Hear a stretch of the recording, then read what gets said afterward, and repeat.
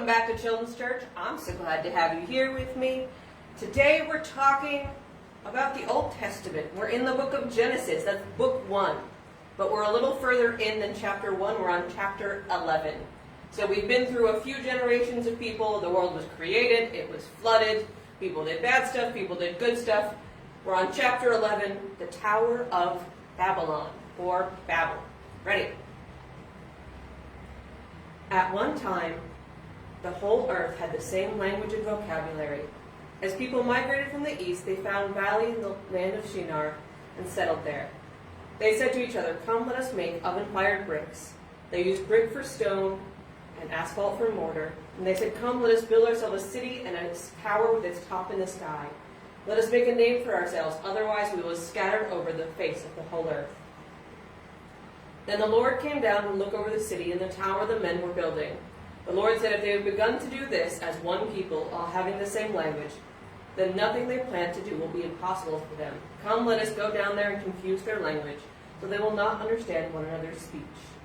So from there the Lord scattered them over the face of the whole earth, and they stopped building the city. Therefore its name is called Babylon, for the Lord confused the language of the whole earth. And from there the Lord scattered them over the face of the whole earth. Not a very long story, but I think it's neat for a number of reasons. One, my background is in linguistics, so obviously I'm going to find the origin of languages fascinating. But a lot of people talk about this as a story about pride. They were prideful. They wanted to build a tower so they could reach up to God.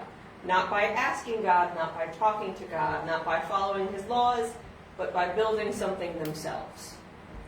So God chose to confuse their languages, which I find really interesting. God has all the power. He can flood the earth.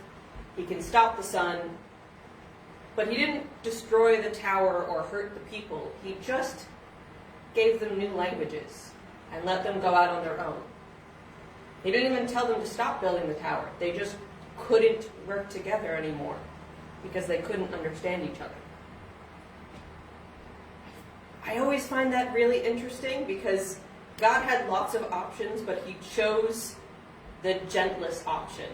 He saw what they were doing, and He knew they were being prideful and bad, and He just kind of redirected them, sent them off somewhere else instead of doing something destructive. And I think something really beautiful came from it. I think different languages are incredibly beautiful. But God understands all of us because He made them all. He's the one who confused their languages at the Tower of Babel.